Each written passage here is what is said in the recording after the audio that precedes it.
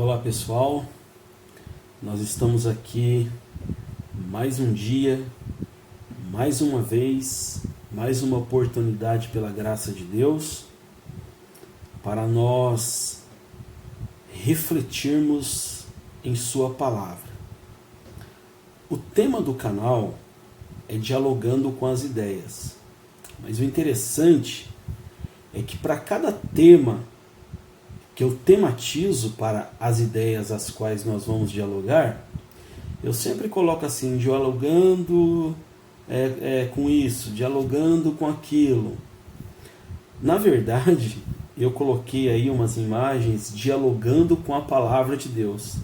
E depois eu parei para refletir. Na verdade, é o próprio Deus que reflete e dialoga com as nossas ideias. Porque a palavra ela diz que quando nós lemos a palavra de Deus, não é nós que falamos, é Deus que fala conosco. Então, neste momento, nós vamos partir para um momento a qual Deus vai falar conosco, em nossa mente, em nosso coração, e vai nos levar a um âmbito espiritual para que compreendamos a sua palavra e a praticamos no nosso dia a dia, que isso é o desejo e a vontade dele. Para isso, nós vamos refletir no livro, na primeira carta aos Coríntios, capítulo 13, e o versículo também de número 13. Gostaria de dizer aqui que antes de iniciarmos, eu quero pedir a você que se inscreva no canal, ative o sininho, dê seu like, compartilhe esse vídeo com seus amigos nas suas redes sociais, seu Facebook, no Twitter, no Instagram, para que a palavra possa chegar infinitamente até aquelas pessoas que estão aí desesperadas, estão aí desesperançadas e não encontram uma luz no fundo do túnel. Então eu refleti de coração, concluí as minhas ideias acerca deste texto e quero que ele alcance, em nome de Jesus, o maior número possível de pessoas. Ok? Então nós vamos... É apenas um versículo, então eu vou ler aqui para vocês, primeira carta de Paulo aos Coríntios, capítulo 13, o versículo também de número 13. Agora, pois, permanecem a fé, a esperança e o amor. Estes três.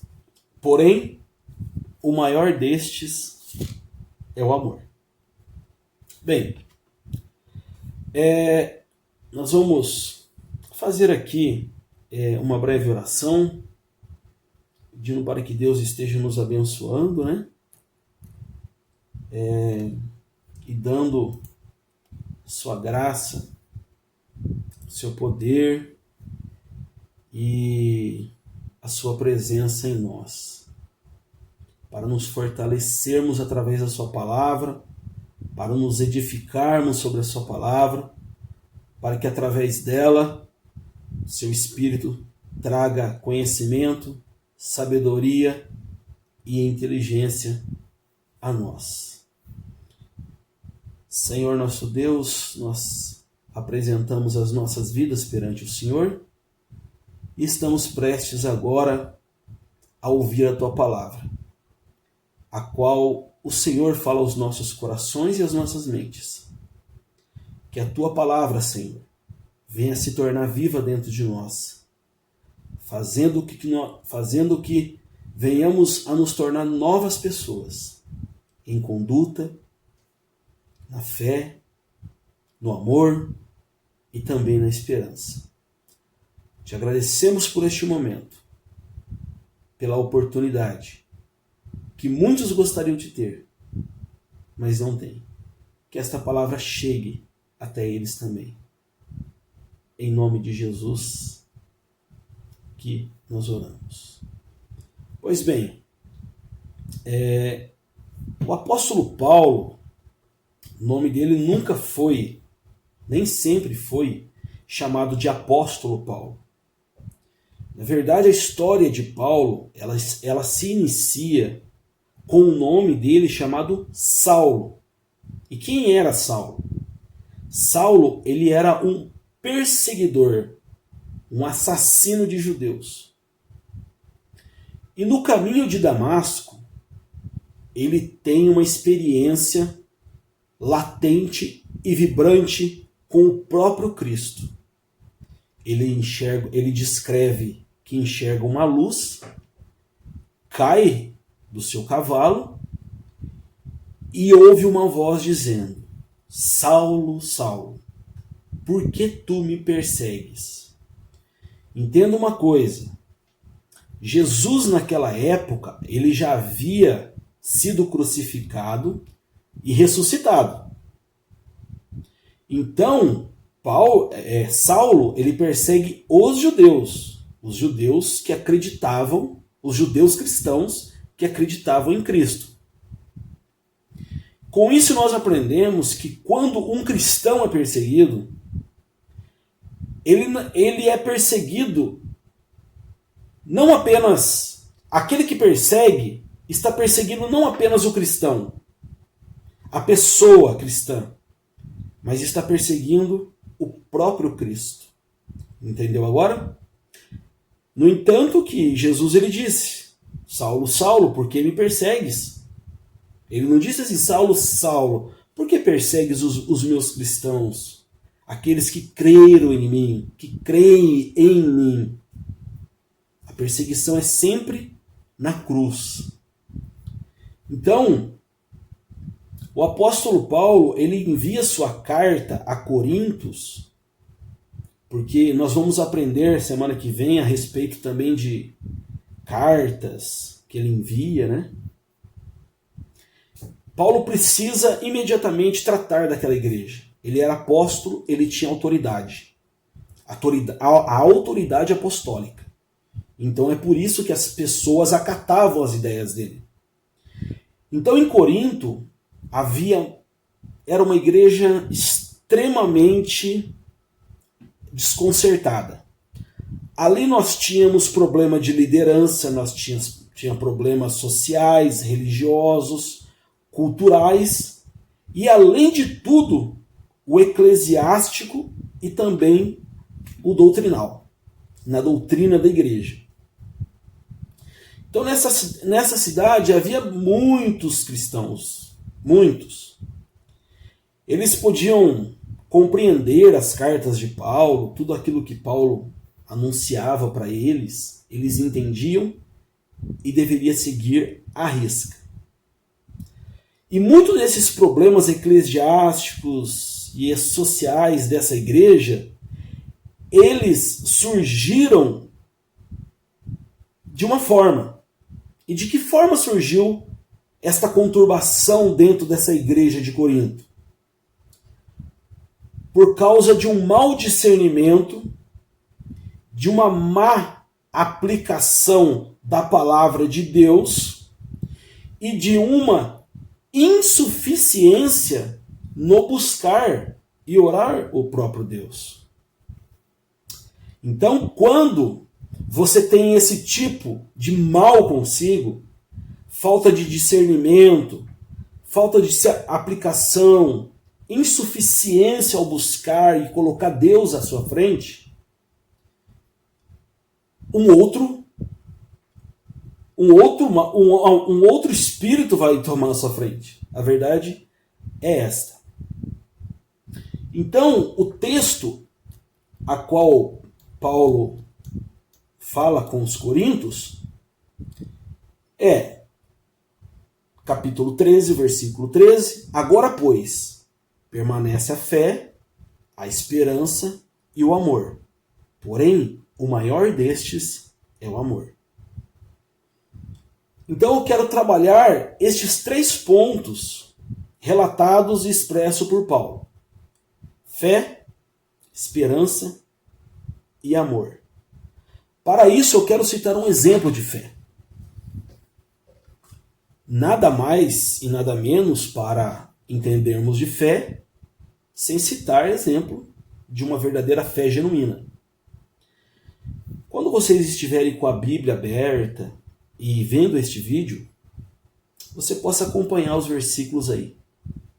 Em Marcos capítulo 5, dos versos 24 ao 34, vai falar de uma mulher que estava doente e que tinha um fluxo de sangue já havia 12 anos. E esta mulher, ela passou por muitos médicos, gastou todo o seu dinheiro, tudo o que tinha, mas a enfermidade não cedeu. E essa mulher, ela ouve que Jesus iria passar por aquela localidade onde ela estava. E o que ela fez? Ela pensou consigo. Lá no versículo 28 do capítulo 5 de Marcos, ela diz assim: porque dizia, se eu apenas lhe tocar as vestes, ficarei curada. Ela já tinha isso consigo, que se ela apenas tocasse nas vestes, ela já seria curada. O texto, ele nos apresenta 3 fases da fé dessa mulher. Primeiro, ela cria, versículo 28. Ela veio por detrás. Veja bem, ela não foi à frente porque a multidão empurra Jesus para cá, empurra Jesus para lá. Então, primeiro, ela acreditava que seria curada. Segundo, ela veio por detrás. E terceiro, ela estava certa de ter recebido a cura. Ela tinha a certeza, a convicção de que realmente ela já estava curada daquele mal que estava ali no seu corpo há 12 anos.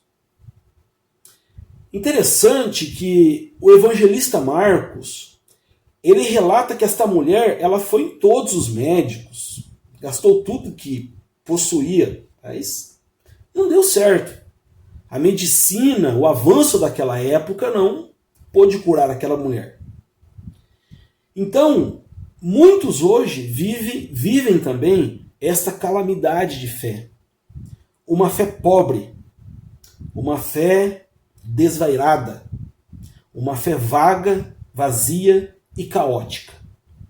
Uma fé apenas no modo de se expressar. Eu tenho fé. Mas quando você questiona uma pessoa e você diz para ela, mas o que é fé para você? Diz ao seu amigo, à sua amiga, e eles vão titubear aí para relatar, para dizer para você o que é realmente uma fé genuína e contundente. Pessoas indo de mal a pior, não encontrando a solução dos problemas, da enfermidade, porque não exerce a fé desta mulher que tinha o fluxo de sangue. Traduzindo essas palavras e reinterpretando e contextualizando no momento em que nós estamos vivendo aqui no Brasil e no mundo todo,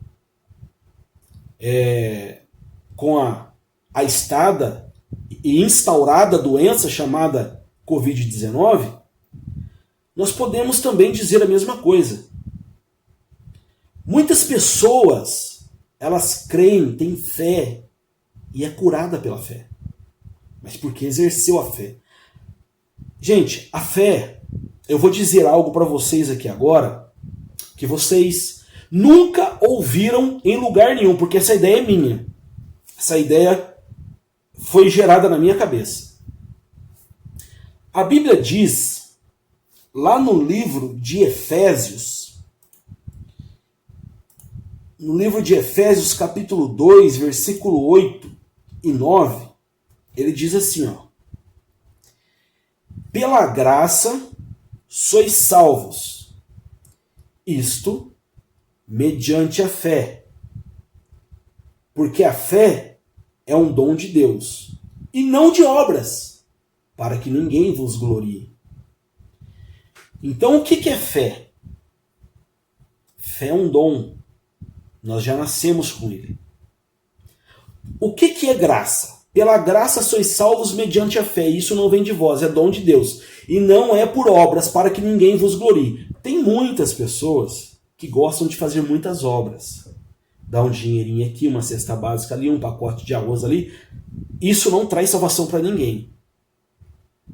As obras é um complemento da graça e da fé que você recebeu.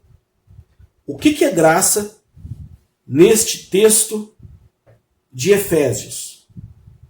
A graça é favor imerecido de Deus para com o ser humano. É algo que eu e você não merecemos, mas ele nos dá de graça. Favor imerecido. Você não compra graça. Você não pede graça. Você não suborna graça. Você não cria uma indulgência para vender a salvação, como acontecia muito na Idade Média.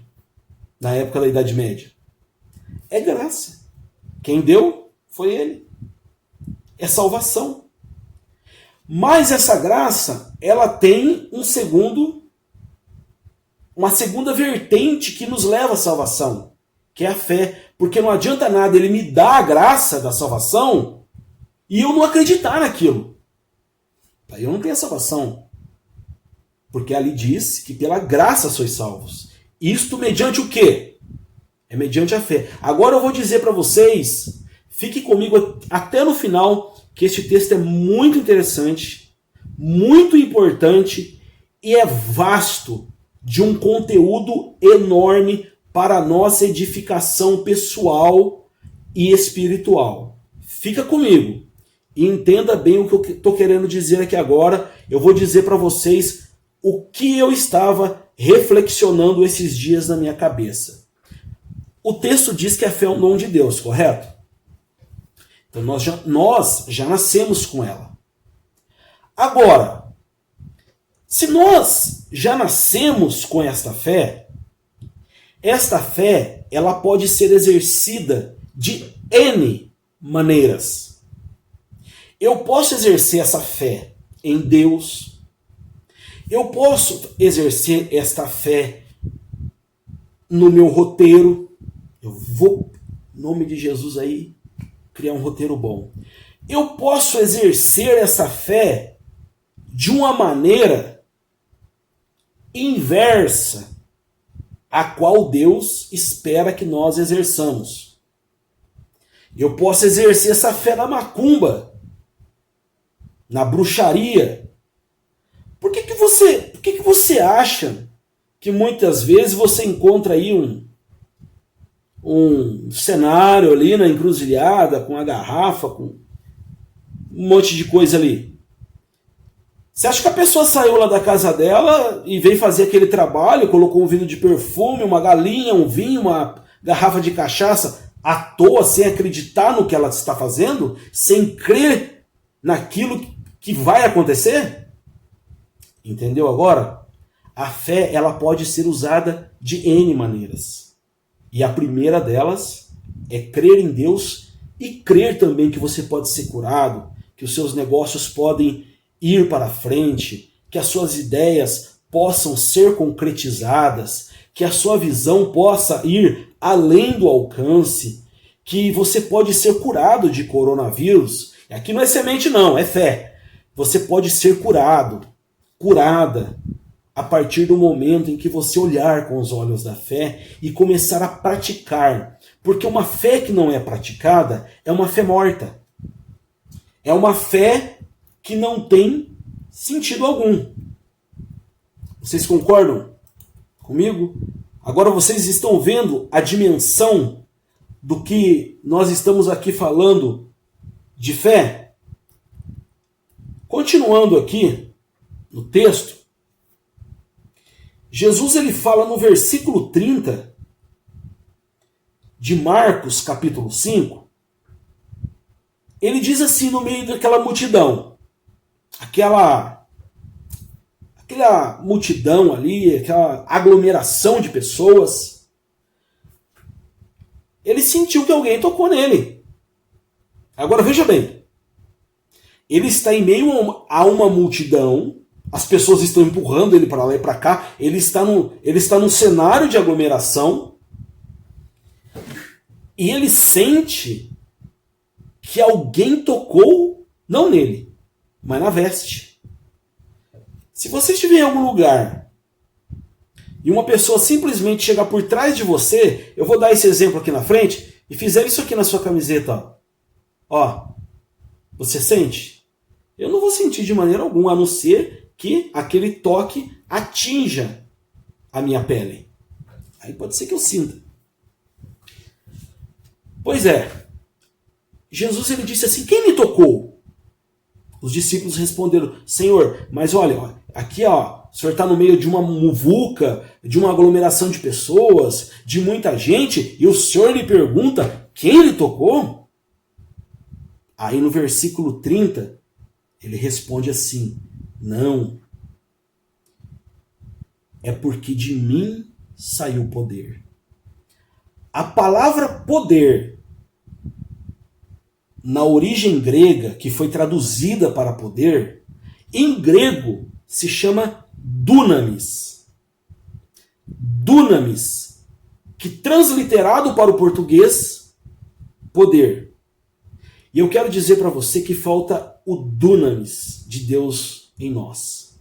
Cada dia, cada momento, cada manhã, glorificar, exaltar, ter comunhão. Ainda que você não esteja dentro da igreja, ainda que você não faça parte de uma instituição religiosa, porque Deus, ele é onipresente, mas se você entoar os cânticos, orar, e sempre estar com a sua vida ali perante Ele, com certeza Ele vai sempre nos abençoar. E quando nós acharmos que não estamos sendo abençoados, é aí que nós temos que exercer muito mais a nossa fé, para poder crer nele e saber que no final as coisas não foram segundo as nossas obras, segundo a nossa força, mas aquele que nos concedeu pelo caminho certo. Então essa mulher ela venceu os obstáculos aproximando. E o importante também que ela não sentiu para depois crer, mas ela creu antes de sentir.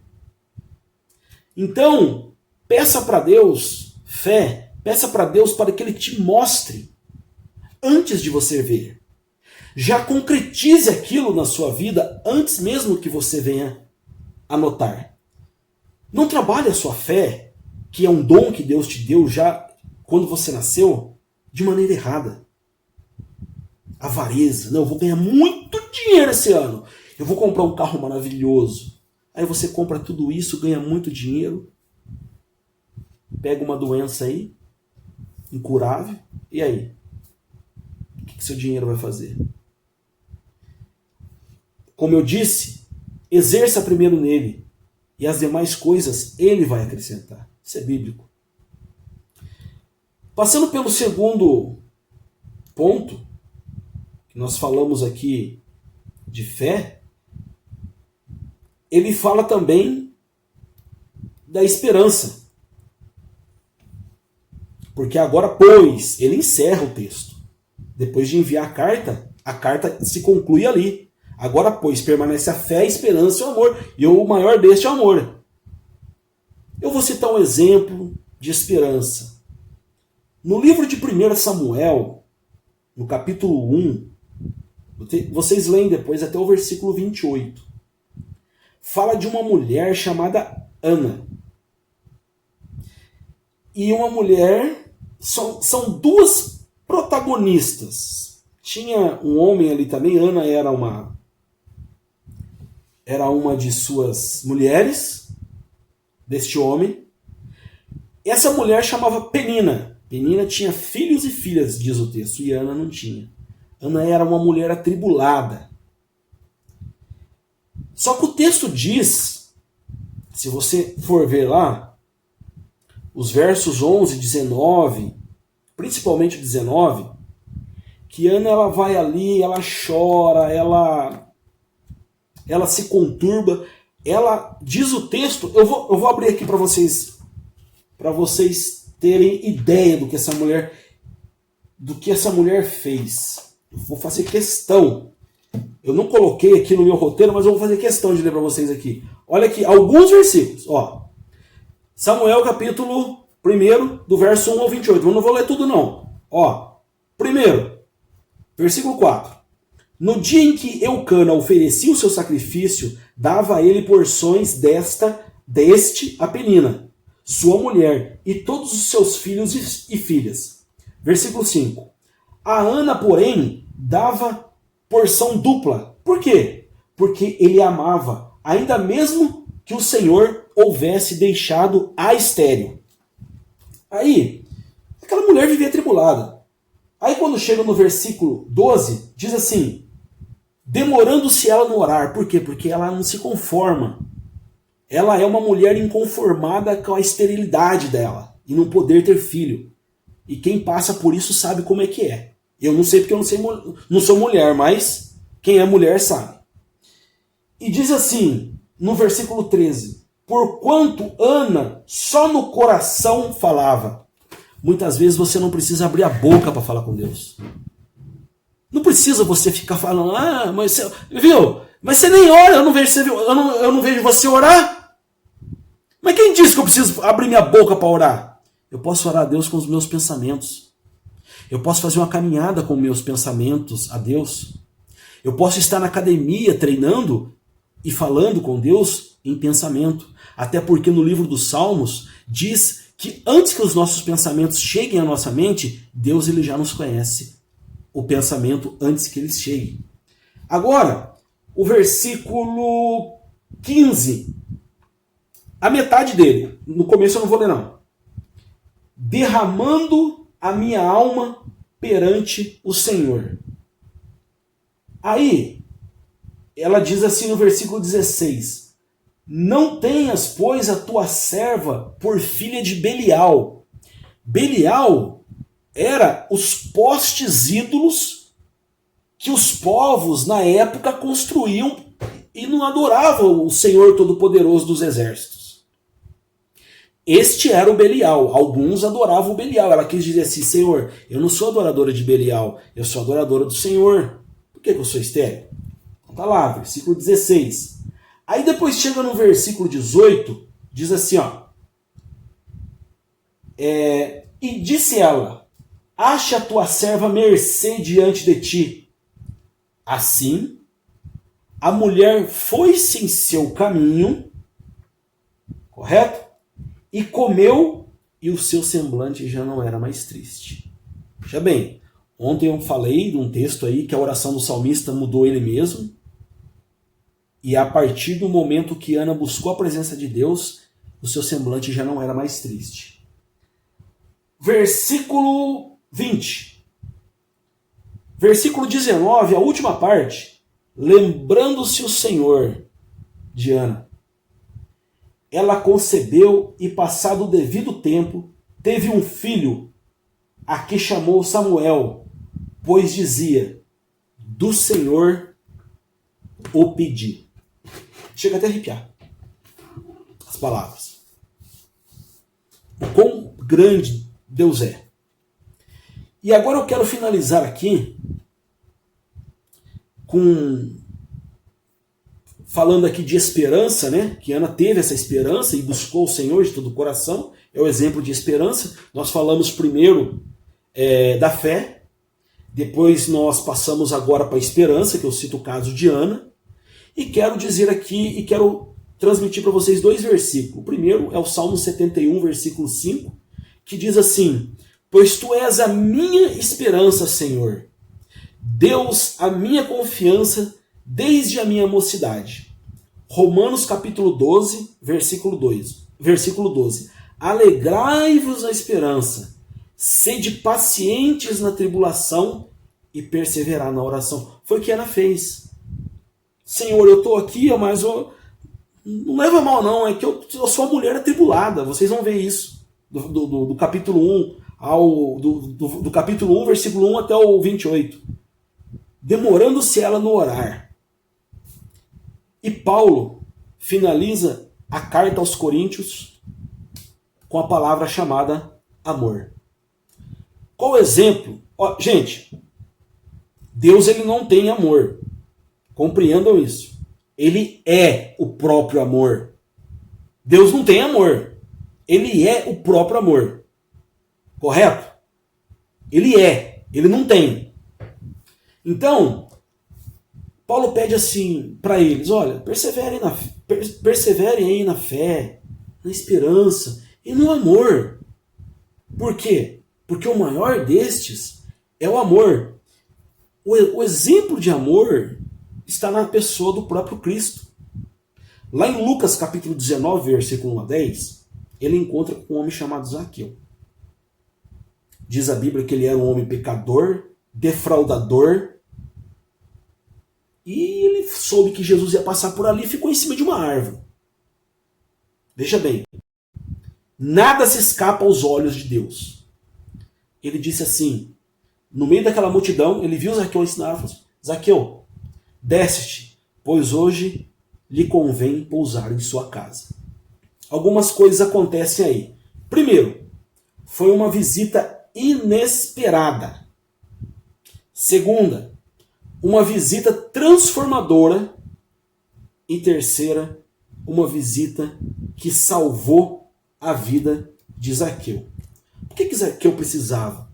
Porque Zaqueu era publicano, cobrador de impostos a serviço do Império Romano. E o Império Romano só massacrava o povo judeu com impostos.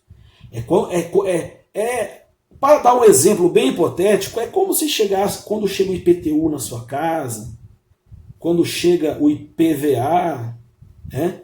Com o Dória aí agora aí, você fala o quê? Ô homem! E aí profere todas aquelas palavras de baixo calão. Enfim, temos aí o grande exemplo de amor. Ainda que você pecou toda a sua vida até aqui, ainda há esperança. Porque Deus ele é o próprio amor. Zaqueu, ele era odiado no lugar pelas pessoas. Eles tinham vontade de matar Zaqueu.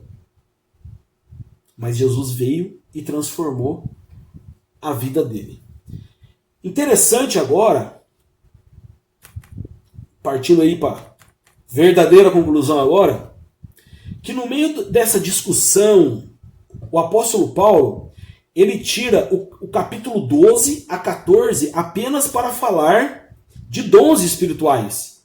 Então, no meio dessa discussão sobre dons espirituais, Paulo ele dedica ali o capítulo 13 inteiro. Leia o capítulo 13 para você ver. Ele só fala de dons. Ainda, ele diz assim, já começa assim no 1. Ainda que eu falasse a língua dos homens e dos anjos e não tivesse amor, seria como o sino que soa, o metal que tine. Assim, 1 João, livro de João, 15, 17. Isto eu vos mando, que vos ameis uns aos outros. Não é algo optativo. Correto? Em você amar ou não amar.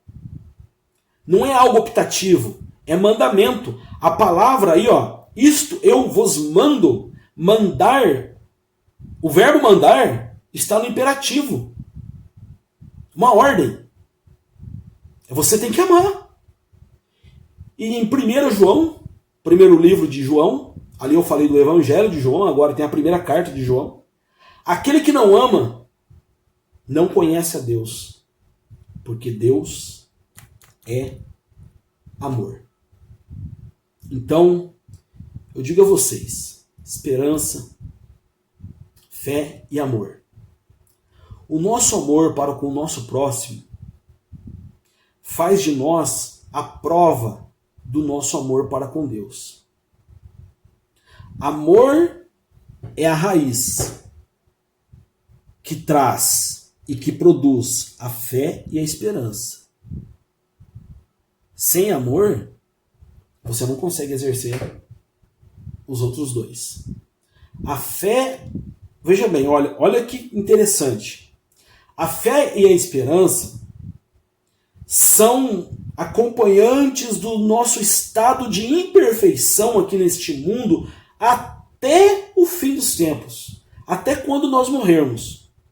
Porém, o amor, ele persistirá mesmo nas condições de perfeição. Amém? Que Deus possa ter abençoado a sua vida com esse tema. Eu fui abençoado aqui, né? Que ao falar também eu sou abençoado, né? E que Deus guarde a sua família. Se inscreva no canal Dialogando com as Ideias. Compartilhe o vídeo. Se inscreva, ative o sininho e propague a palavra de Deus até onde ela possa ir. Principalmente nesse contexto, as pessoas precisam dessas palavras. Eu encerro por aqui agora. Um forte abraço a todos. Dê o like lá no canal, que eu serei eternamente grato a vocês. Abraço. Com Deus.